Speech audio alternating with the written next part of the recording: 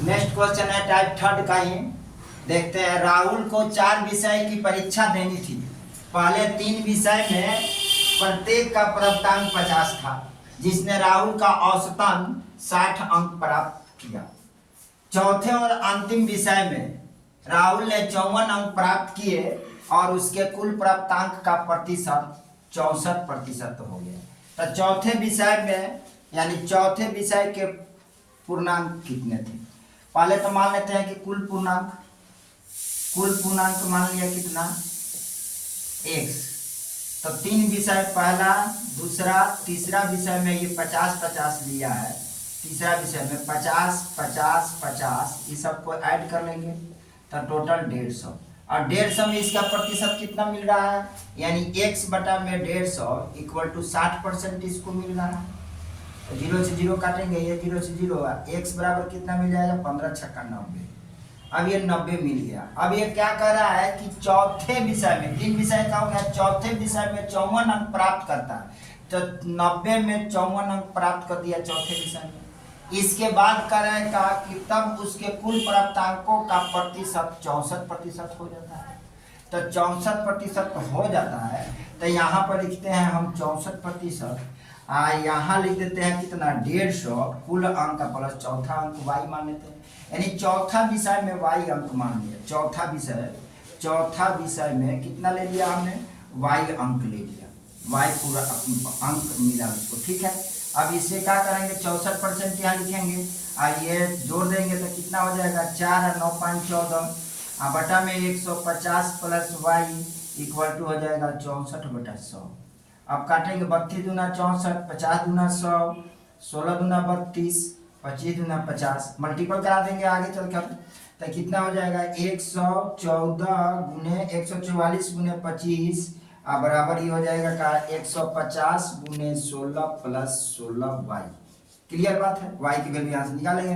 25 144 में 25 से गुना कर लो तो 5 को 20 की 0, 5 को 20 2 22 की 2, 5 एकम 5 2 7, 4 दूना 8, 4 दूना 8, 2 एकम 2 यानी आ जाएगा 0, 8 2 10 की 0, 7 7 14 15 1 16 के 6 और 2 1 3 यानी 3600 आ गया यहाँ।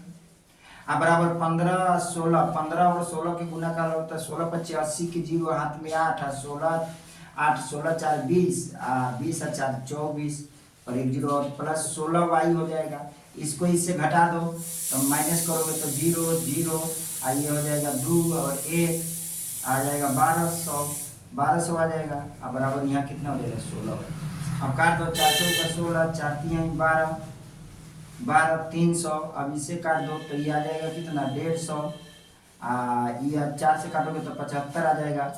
75 चौका 5 को 20 300 बराबर y। यानी चौथे विषय में इसको कितने अंक मिलते हैं, 75 अंक मिलते हैं। Okay thanks. नेक्स्ट क्वेश्चन पर ध्यान देते हैं।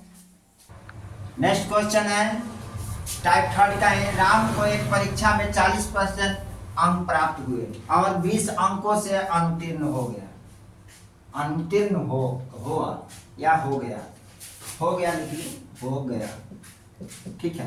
आदित्य को 45% अंक प्राप्त हुआ। अप्राप्तांक उत्तीर्ण होने के लिए आवश्यक अंकों से 30 अंक अधिक लाया। उत्तीर्ण होने के लिए प्रतिशत अंकों की आवश्यकता है।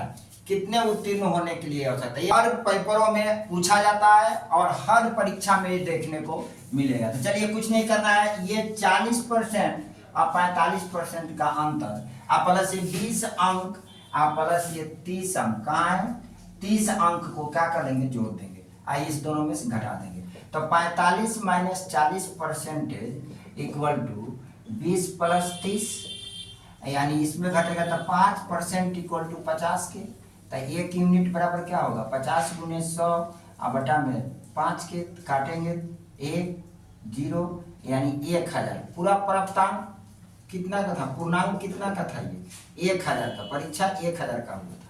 इसमें 40% अंक प्राप्त होता है, 20 अंकों से फेल हो जाता है।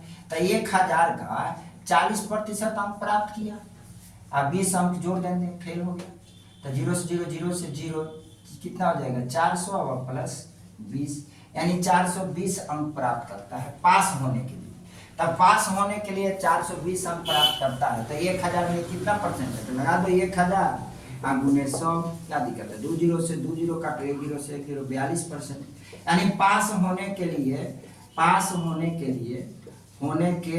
लिए कितना परसेंट चाहिए? 42% चाहिए। ओके दोस्त, बेस्ट क्वेश्चन है। इस क्वेश्चन को 2 बार से 3 बार लगाइएगा, आपका ये क्वेश्चन परीक्षा में पूछा जाएगा।